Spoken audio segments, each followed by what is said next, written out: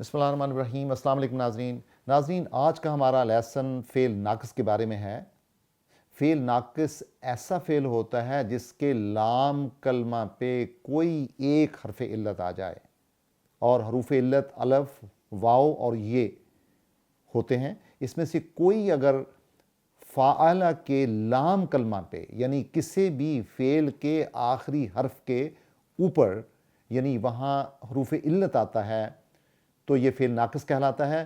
اور فعل ناقص کا علاج کرنے کے لیے ہم نے پچھلے لیسن میں فعل اجوف پڑھا تھا۔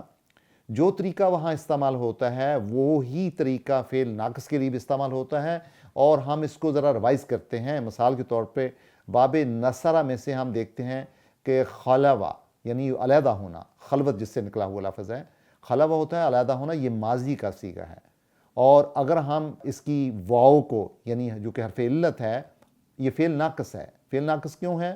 چونکہ یہ جو فاعلہ کا وزن ہے، جو ماڈل ہے، اس کے لام کلمہ کی جگہ واو ہے۔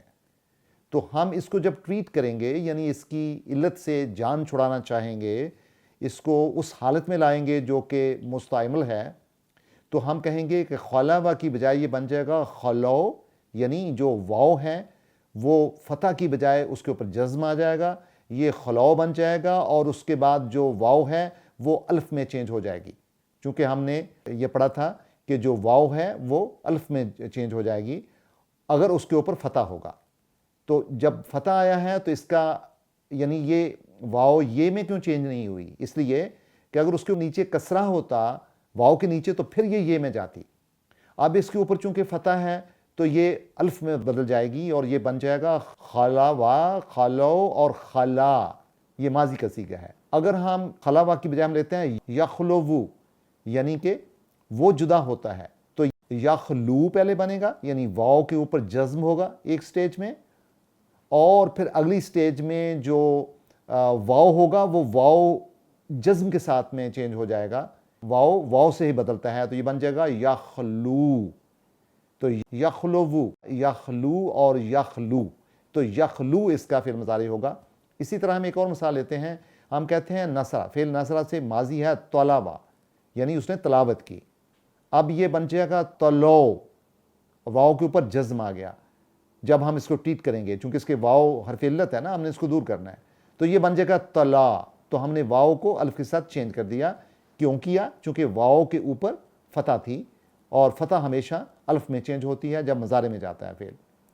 اسی طرح ہم کہتے ہیں یاتلو، تو یاتلو اور یاتلو بن جائے گا یہ، چونکہ واو کے اوپر دمہ تھی اور وہ جزم میں چینج ہوگی واو کے ساتھ ہی۔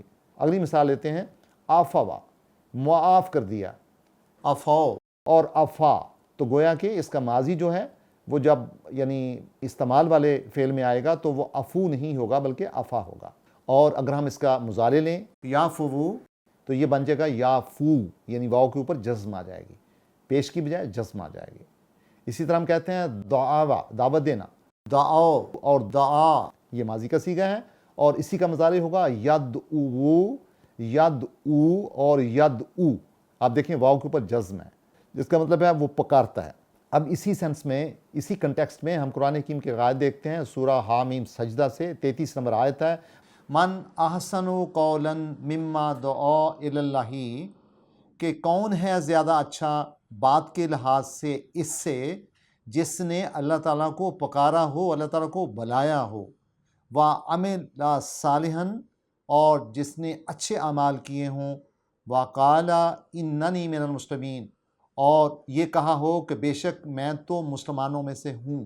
اس میں دعا پہ غور کریں، یہ کیسے آیا دعا؟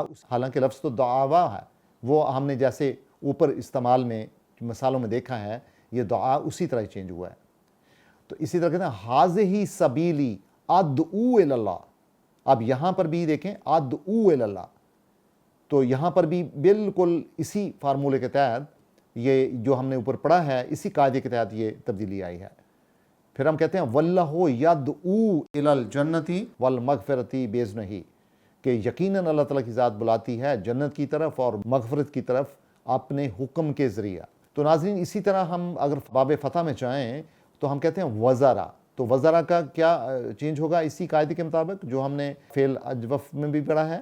یوزرو، اور یوزرو سے یزارو، وہ چھوڑ دیتا ہے. اور قرآن کریم کی آیت ہے آتدعو بالن، یعنی کیا تم بال کو پکارتے ہو، یعنی بت کو پکارتے ہو، وتدرون احسن الخالقین، اور تم چھوڑ دیتے ہو جو سب سے بڑا سب سے احسن خالقین ہے. تو ناظرین ایک اصول بھی یاد رکھنا چاہیے ہمیں، جو کہ بلکہ ایک قاعدہ ہے کہ حروف علت کے بعد اگر الف آ جائے تو حروف علت میں تبدیلی نہیں ہوگی، یہ بھی ہمیشہ یاد رکھیں. دوسرا ناظرین ہم اس ٹیبل پہ غور کر سکتے ہیں جو کہ فعل ماضی ناقص کی گردان ہے. فعل ماضی ناقص کا یہ ٹیبل ہے جس میں باب نصرہ کو سامنے رکھا گیا ہے. گویا باب نصرہ کے یہ عین مطابق ہوگا، اور اس میں آپ دیکھ سکتے ہیں کہ غائب، حاضر اور متکلم کے صیغے ہیں، اور پھر مذکر اور مؤنث کا لحاظ بھی رکھا گیا ہے، اور ساتھ واحد، تثنیہ اور جمع کو بھی اسی ٹیبل میں یہاں پہ ڈپکٹ کیا گیا ہے.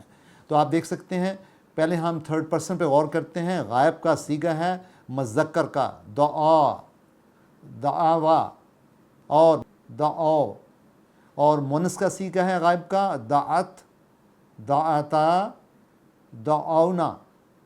اور جب ہم ضمیر حاضر کی طرف آتے ہیں تو مذکر میں ہم کہیں گے دعوتا، دعوتما، دعوتم، اور مؤنث میں ہوگا دعوتی، دعوتما اور دعوتن. اور متکلم کے صیغے میں چونکہ مذکر مؤنث ایک ہی ہوتا ہے تو جو واحد ہوگا وہ ہوگا دعوتو اور دعونا، جو کہ متکلم جمع کا صیغہ ہے. تو یہ ناظرین باب نصرہ میں جو دعوہ ہے یعنی دعوت دینا کا جو صیغہ ہے یہ اس کی گردان ہے. اس سے جو تبدیلیاں ہوتی ہیں تثنیہ میں، واحد میں، جمع میں، وہ بخوبی ہم دیکھ سکتے ہیں. تو لہٰذا آج کا آپ کا ہوم ورک ناظرین یہ ہوگا کہ آپ فعل ناقص کے مطلب کو سمجھیں اور ایسے فعل تلاش کریں قرآن حکیم میں جن کے لام کلمہ پہ الف، واو یا یہ میں سے یعنی حروف علت میں سے کوئی حرف ہو، یا آپ دیکھیں گے کہ ان کو ٹریٹمنٹ کے بعد یعنی جو استعمال میں الفاظ ہیں ان پہ غور کریں اور پھر ان کی مدد سے اس کا اصل فعل ناقص بنائیں، اور فعل ناقص کی پریکٹس کریں کہ اس کو ہم جب اس کو ٹریٹ کرتے ہیں، جب اس کا علاج کرتے ہیں ہم، تو اس کی کیا شکل بنتی ہے. یہ بیسیکلی ایک گردان اور ایک پوری پریکٹس ہے، اور میں سمجھتا ہوں کہ جب تک اس کو آپ پریکٹس نہیں کریں گے اس وقت تک اس کی صحیح انڈرسٹینڈنگ نہیں ہوگی.